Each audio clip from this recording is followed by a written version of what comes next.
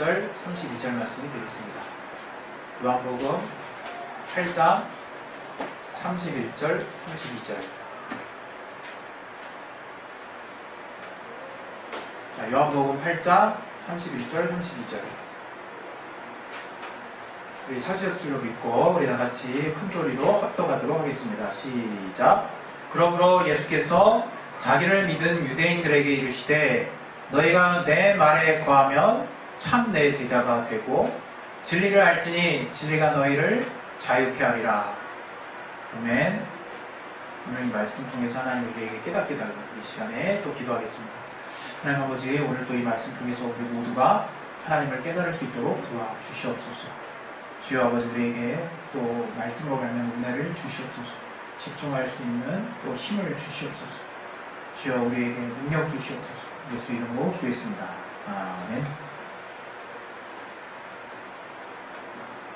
하나님이 우리에게 많은 것을 주셨지만 그것을 모르는 사람들이 많습니다.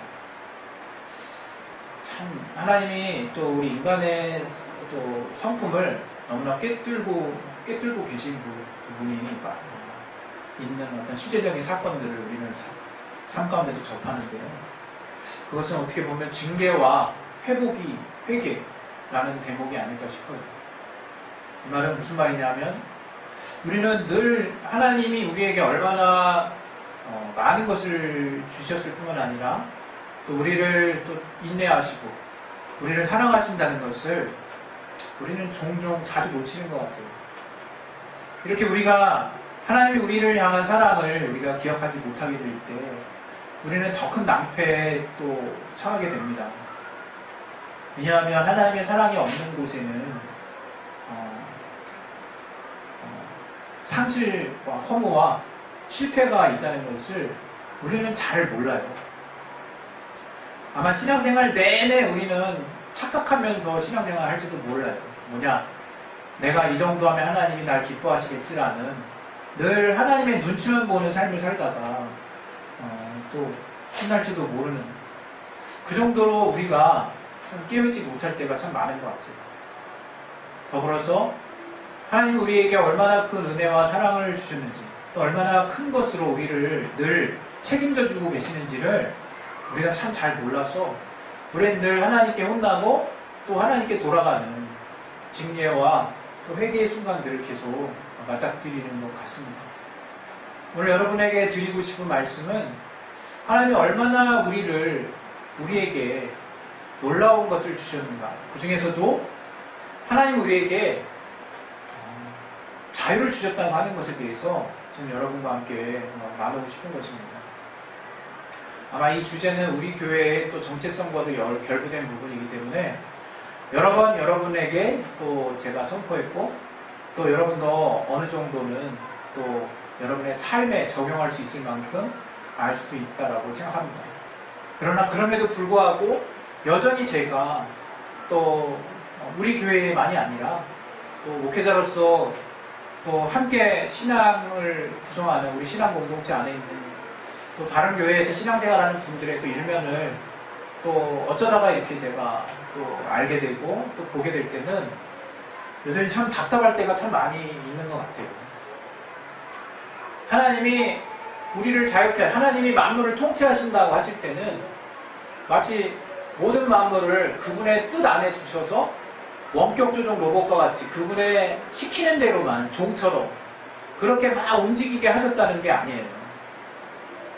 하나님이 그분의 일정한 규칙과 룰 안에서 그분의 공의와 그분의 사랑이라고 하는 큰 규칙의 틀 안에서 질서정연하게 만물을 또 이렇게 운용할 수 있도록 하나님이 하셨을 뿐만 아니라 이제 그들 각각에게 자신의 수명 연한 안에서 하나님이 허용하신 수명의 한도 안에서 정말 마음껏 자유롭게 그 생명의 활동을 정말 펼칠 수 있도록 하나님이 허락하셨다는 것도 여러분이 아셔야 되는 거죠.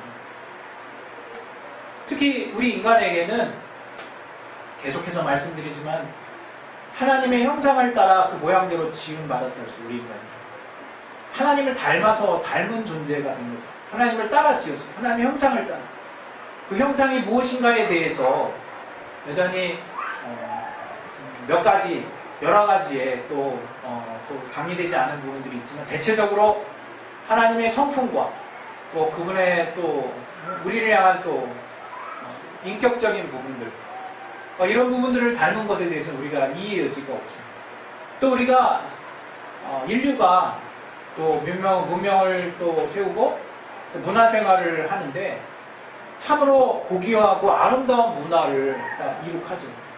정말 찬란한 문명을 또 이룩하고 그 문명 안에서 또 엄청난 또 문화를 이룹니다. 그러면서도 우리 인류는 인류라고 하는 그 공동체 집단 안에서 우리가 함께하는 법을 알아요. 사회생활을 안다는 거죠. 사회를 구성하고 우리가 함께 산다는 그 개념을 우리가 알아요. 그리고 그 안에서도 그렇게 함께 하면서도 각각의 개인의 자유와 인권을 정말 유지해야 간다는 것. 또 그것을 향해 끊임없이 우리 인간이 앞으로 나아가고 있다는 것을 보면서 하나님이 우리에게 하나님을 닮은 성품대로 우리 인류를 지으신 모습이 참 신묘막측하구나. 우리가 함께하는 것은 어떤 면에서 보면요, 개인의 자유를 제한당하는 것과 같아요. 그러나 우리 인류는 계속해서 함께하면서도 또 그 각각의 내면 안에 있는 하나님이 부여하신 그 인간의 그 무한한 그 자유를 또 발산하는데 계속해서 앞으로 나아가고 있다. 저는 그런 부분들을 생각했을 때 참 하나님이 지으신 인간이라는 존재가 참 놀랍다. 그리고 다른 한편으로 갈등의 요소가 될 수 있는 부분이 바로 이 우리가 전체를 생각하면서 개인을 생각하는 이 두 개념 간에 상충되는 개념 간에 얼마만큼의 조화를 이룰 수 있을까. 그것을 우리 인간은 고민하고 있고 또 불완전하면서도 계속 그러한 조화를 꿈꾸며 앞으로 조금씩 나아가고 있다는 것을 보면 참 우리를 하나님이 그분의 고귀한 성품을 따라 지음받은 존재라는 것이 이렇게 순간 깨달아질 때가 있습니다. 오늘 제가 여러분에게 이 자유와 관련해서 드리고 싶은 말씀, 바로 하나님이 우리를 정말 이렇게 하나님이 부여하신 그 자유 안에 두셨다는 것, 그것을 여러분들에게 다시 한번 말씀드리고 싶은 거예요. 여러분, 세상은 제각각 자기들이 옳다고 여기는 자유를 찾아 떠납니다. 그리고 인간이 본래 하나님이 지으신 대로 자유를 갈망하는 존재로 지으셨어요. 그래서 어떤 자기의 어떤 하고 싶은 그런 많은 어떤 욕구들을 분출하죠. 그러나 그것은 어디까지나 우리 인간의 어떤 테두리 안에서 우리가 함께 사는 사회 안에서 구축되어야 한다라고 하는 우리 사회의 일반적인 통념과 제도가 있는 거죠. 그런데 우리가 먼저 그것보다 더 분명히 알아야 될 것이 뭐냐? 바로 하나님이 주신 자유가 무엇인지를 우리가 더 분명히 알수록 우리의 주어진 삶을 더 풍요롭게 살 수 있다는 거예요. 사실 세상도 하나님이 우리에게 부여하신 자유의 원칙 안에서 돌아가고 있다는 생각을 저는 부인할 수가 없어요. 그러나 지금의 세상은 많이 혼란스럽습니다. 나라와 지역과 또 일정한 공동체 안에서, 또 개인과 개인 안에서, 개인과 나라 간에 여러 가지 정말 함께함과 또 개인의 자유가 충돌되는 다양한 모습들을 저와 여러분이 우리 살면서 보고 있어요. 그러면서 과연 어떤 게 가장 이상적인 모습일까 고민한 사람이 있지 않을까 싶습니다. 나라의 제도나 또 정치 체제 자체도 전체와 개인을 어떻게 돌아보고 어떻게 바라봐야 하는가에 대한 그런 어떤 시각, 그리고 어떤 것이 더 우리 인류에게 보편적이고 행복하고 인간다운 삶을 보장해 줄 수 있을까를 고민하는 여러 가지 제도들이 지금 나와 있지만 여전히 진행형인 것 같아요. 물론 우리나라는 자유민주주의라는 확고한 또 체제 안에 있습니다. 그것을 부인해서는 안 될 거예요. 그러나 모든 게 완전한 게 없다고, 우리가 그 가운데서도 또 나라마다 이 전체를 생각하다 보면 개인의 어떤 인권이 박탈당하고, 개인을 생각하다 보면 전체가 또 전체적으로 우리가 함께 나아가야 하는 것들이 또 상실돼요. 참 많은 갈등들이 있죠. 오늘 특별히 이런 가운데 제가 생각해보고 싶은 것은 바로 진리, 우리가 믿는 신앙 안에도 자유가 있다는 거예요.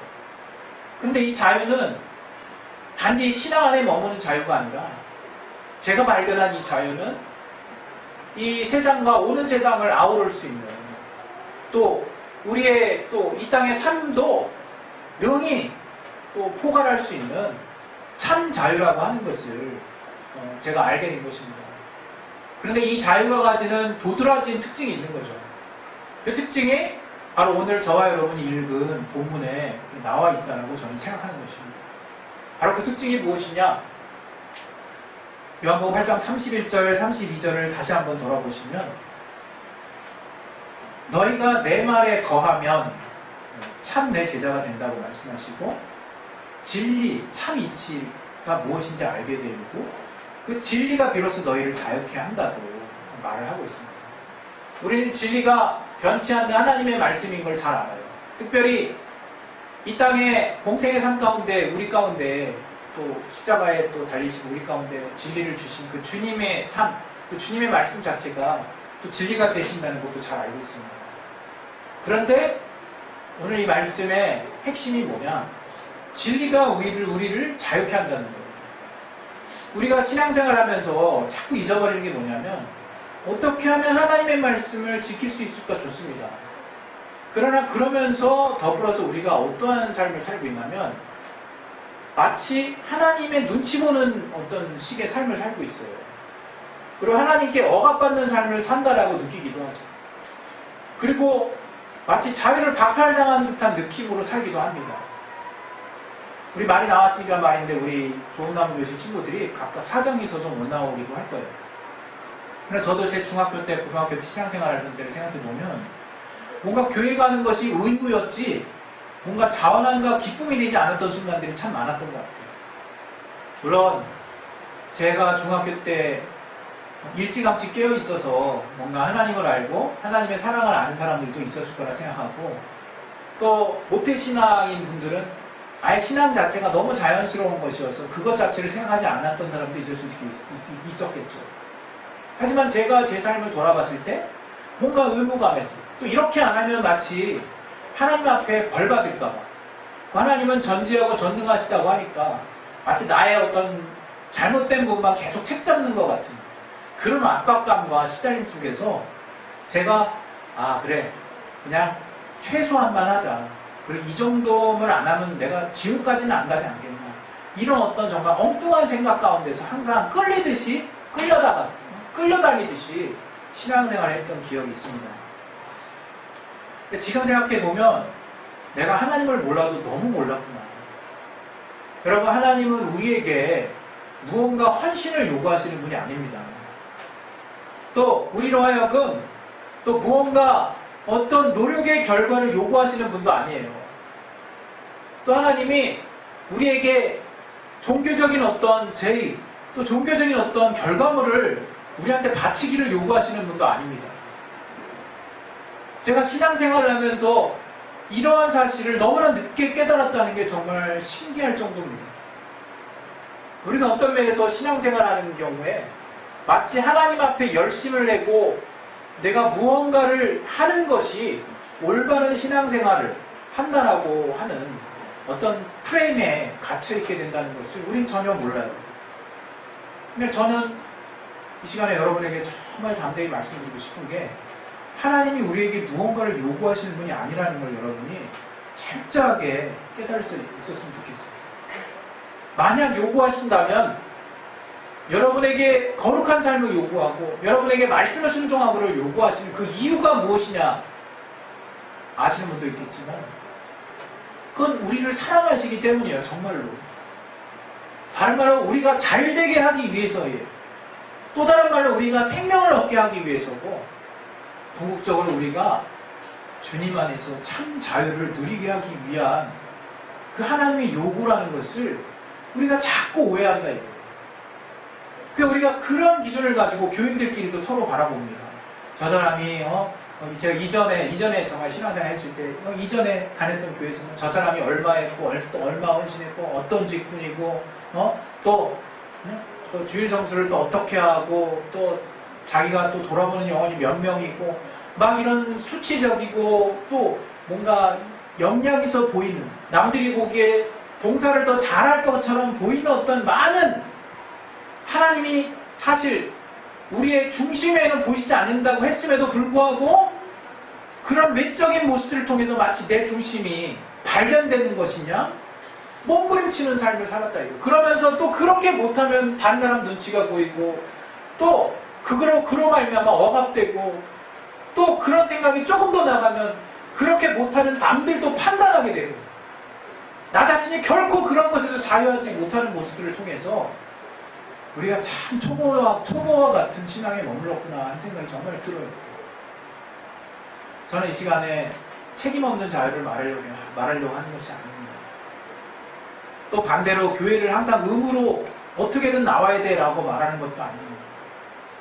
우리의 중심에 정말 하나님을 두어야 한다는 거예요.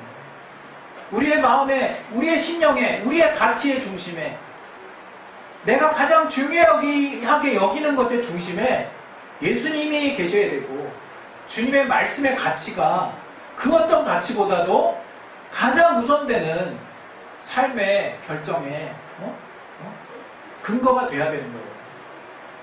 주님은 이전부터 계속 그것만을 요구하셨다는 것을 우리가 너무 여전히 사람 눈치를 보면서 생각하고 있다는 생각이 들어요. 여러분, 오늘 이 본문의 말씀은 바로 그 하나님의 말씀, 그 말씀을 순종하는 것, 그 말씀, 진리 되신 그 말씀이 바로 우리를 주님을 따르는 제자라고 인정할 만한 외부적으로 다른 사람들이 볼 때 바로 그 주의 말씀을 따르는 자가 제자라고 여겨지는 그런 모습으로 드러나기도 하면서도 동시에 바로 오늘의 제가 여러분에게 드리고자 하는 핵심, 바로 그 진리, 그 말씀을 순종하는 그 모습이 여러분을 진정한 자유 가운데로 인도한다는 거예요. 참 자유 가운데로 인도한다는 거예요. 우리가 평소에 얼마나 자유를 갈망합니까? 예? 여러분 휴가를 왜 갑니까? 내가 어딘가에 매여서 살다가 이제 또 잠깐이나 1년을 따져보면 정말 잠깐이죠. 잠깐 주어지는 그 휴가가 얼마나 우리에게 꿀맛 같습니까? 얼마나 그 시간들이 우리에게 아쉽습니까? 왜 그렇습니까? 어쩔 수 없다. 어쩔 수 없이 우리가 어떤 의무감에서 또 필요에 의해서 어떤 또 큰 중압감에 의해서 또 할 수밖에 없는 어떤 거룩한 의무라고 얘기할게요. 가정의 어떤 부양의 의무랄까. 또 여러 가지 이유들로 인해서 우리는 나의 의지와 상관없이 뭔가를 한다라는 생각을 하게 돼요. 그러나 제가 드리고 싶은 말씀은 그 생각부터 바꾸라고 말씀드리고 싶은 거예요. 우리가 휴가를 가는 것은 정확히 말하면 육신의 힘을 얻어서 좋은 거예요. 그러나 여러분, 우리가 치열하게 삶을 살면서도 치열하게 여러 가지 어려움을 극복하고 또 직장 생활을 하든지 또 학업 생활을 하든지 또 자녀를 양육하든지 뭔가 여러 가지 치열한 삶의 현장 가운데서도 얼마든지 우리가 주님이 우리에게 말씀하시는 자유를 누릴 수 있다는 것을 여러분 깨달으셔야 되는 거예요. 자유는 우리 몸이 편안하다고 주어지는 것이 아닙니다. 우리 몸이 편안하면 스트레스가 안 받게 되고 정서적으로 안정돼서 뭔가 평소 생각하지 않았던 정말 편한 생각, 좋은 생각들을 할 수 있게 되는 여러 가지 연쇄 효과들이 있죠. 그런 말미암아 우리가 자유가 이런 거야 라고 착각할 수 있다는 거예요.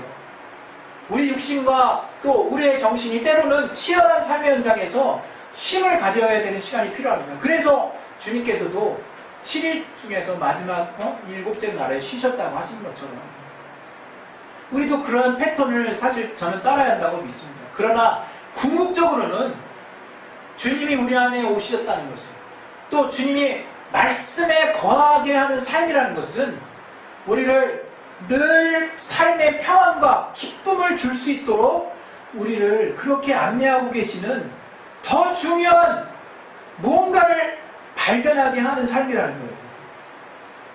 여러분, 그것을 여러분 삶 가운데서 깨달아야 되는 거예요. 저는 오늘 저와 여러분이 진리가 말씀을 순종하는 것에 집중해야 하면서도 과연 그 내가 말씀을 왜 집중해야 하는가를 분명히 아셨으면 좋겠어요. 우리가 왜 말씀에 집중해야 하느냐?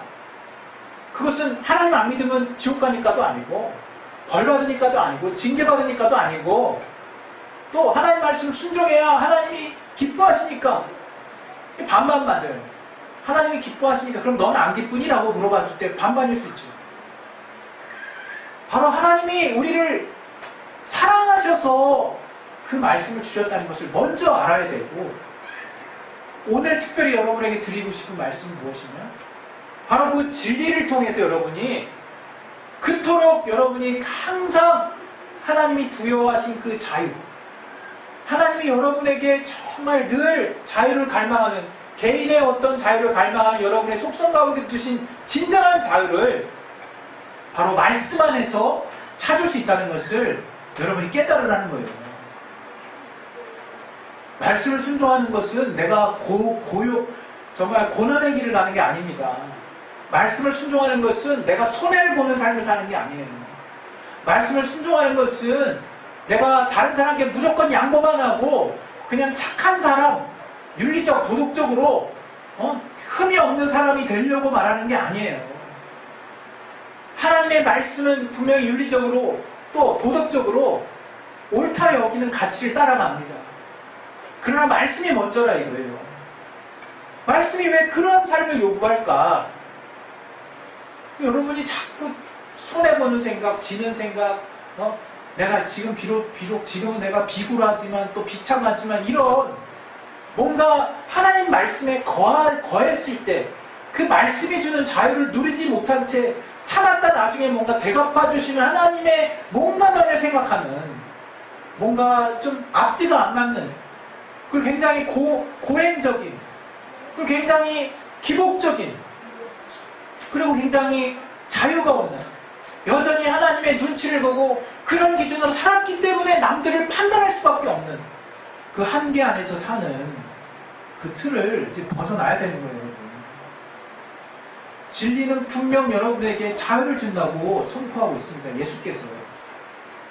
우리가 왜 말씀을 표면적으로 보지 말아야 되고 그냥 성경에 딱 나온 말씀 그냥 하나 그냥 뚝 그냥 인용해가지고 이 말씀 요렇구나 하고 이렇게 정말 근시안적이고 전체를 정말 돌아보지 않는 그냥 단지 그냥 그 말씀에 내가 느낀 것대로만 그대로 즉각 받아내려고 하는 그런 모습으로 보는 것이 아니라 진리 안에 거하라 이거예요. 다시 말하면 말씀에 깊이 들어가 보라 이거예요. 그래서 그 말씀 가운데 하나님이 정말 말씀하시고자 하는 그 중심의 가치를 내 안에 두라는 거예요. 하나님께서 과연 이 말씀을 통해서 나에게, 우리에게, 인류에게 정말 말씀하시려고 하는 그 방향의 뼈대는 무엇일까? 고민해야 된다는 거예요. 그 말씀의 선한 인도하심을 인도하시는 분이 바로 성령이시래요. 성령. 오늘 찬양 가운데 성령이 오셨네. 기쁜 소식이었어요. 여러분 성령을 어떻게 대우하고 있습니까? 우리는 성령을 통해서 이 말씀이 과연 무엇을 말하는 것인지 하나님이 과연 어떠한 뜻 가운데 우리를 살게 하기를 원하시는지를 계속적으로 고민해야 돼요. 얼마나 우리가 예수를 믿는다 하면서 정말 수혜받은 자 우리가 외면합니까? 오늘 보니까 어떤 매스컴에 어떤 나라의 어떤 정책으로 인해서 추방된 사람이 자기의 모국에 사실은 모국에 있지도 않았죠. 예시당초 그 어떤 이방인 나라였지만 이방인 나라에서 태어났던 사람이 15개월 만에 15개월부터 거기 자라났던 40년 동안 살았던 사람이 어떤 일방적인 정책에 의해서 그냥 자기 본국으로 소환돼가지고 거기서 돌봄을 못 받고 아주 낯선 땅이죠. 모국이긴 하지만 죽었다는 얘기를 봤어요. 그리고 그렇게 죽음이 예고된 많은 사람들이 약 1,500명가량이 더 있다고 그러더라고요. 정말 남의 얘기처럼 들리나요? 우리는 함께를 고민해 봐야 돼요. 우리 이웃을 고민해 봐야 돼요. 하나님이 과연 말씀 가운데 우리에게 중심으로 주시고자 하는 그 올바른 그리고 공의로운 삶이 무엇인가를 고민해 봐야 돼요. 그저 그냥 이건 기독교에서 말하는 죄야 라는 그런 코드로만 우리가 바라볼 문제가 아니냐. 죄의 문제에 대해서는 단호해야 하지만 그것이 과연 다른 사람에게 적용할 때 있어서 과연 주님은 어떻게 그 다른 사람에게 그 죄의 문제를 접근하셨는지를 우리는 진지하게 고민해 봐야 될 것이고, 또 과연 하나님이 말씀을 통해서 우리에게 요구하시는 삶의 모습이 무엇인지를 그 어떤 것보다도 진지하게 고민해서 올바른 삶의 방향을 내가 가지고 있어야 되는 거예요. 그런 삶을 살게 될 때 하나님은 참 자유가 무엇인지를 알게 해주시고 절대로 매여있지 않게 하시고 그 어떤 가치보다도 또 자유한 삶이 무엇인지를 우리로 하여금 깨닫게 하시고 그 길로 우리를 안내해 갈 것입니다. 할렐루야. 저는 저와 여러분이 좀 더 성경을 깊이 있게 봤으면 좋겠어요.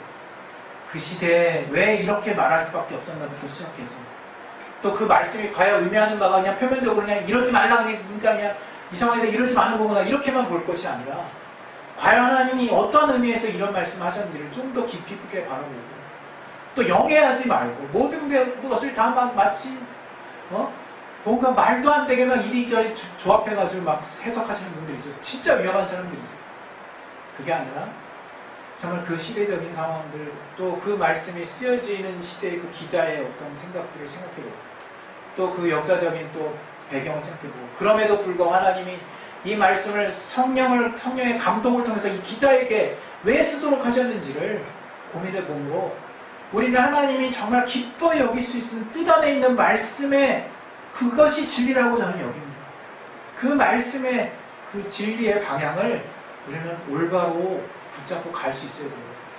그랬을 때 우리가 삶 가운데 참 자유가 뭔가 내가 그 어떤 것에도 매이지 아니하고 정말 하나님이 주시는 자유로 내가 넉넉하게 그리고 하나님의 응답 가운데 또 위기를 극복해 가면서 또 자유롭게 또 주님이 주신 자유의 가치를 알면서 정말 담대하게 내 상황이 육신의 자유를 얻든 그렇지 않든 자유하게 하나님이 주시는 삶을 살 수 있겠구나 하는 것을 깨닫게 될 것입니다. 할렐루야. 이 시간에 기도하겠습니다. 기도하실 때 정말 진리로 진정한 자유자가 되셨으면 좋겠어요. 진정한 자유자는 하나님의 그 말씀, 예수께서 하신 그 말씀, 예수께서 공생의 가운데 보여주신 그 삶의 본을 성령을 통해서 온전하고 깊이 있게 하나님이 귀하게 여기시는 그 가치를 따라 내가 제대로 볼 수 있는 자가 바로 진정한 자유자인 겁니다. 그 자유가 진리 안에 있고 우리는 그 자유를 따라 사는 사람이 되어야 돼요. 매여있지 마십시오. 진리는 여러분을 자유케 할 것입니다. 할렐루야. 우리 시간에 진리로 자유하게 될 것을 믿고 기도하겠습니다. 하나님 아버지, 진리가 우리를 자유케 하게 될 것을 우리가 믿고 기대하고 아버지 도와주신 내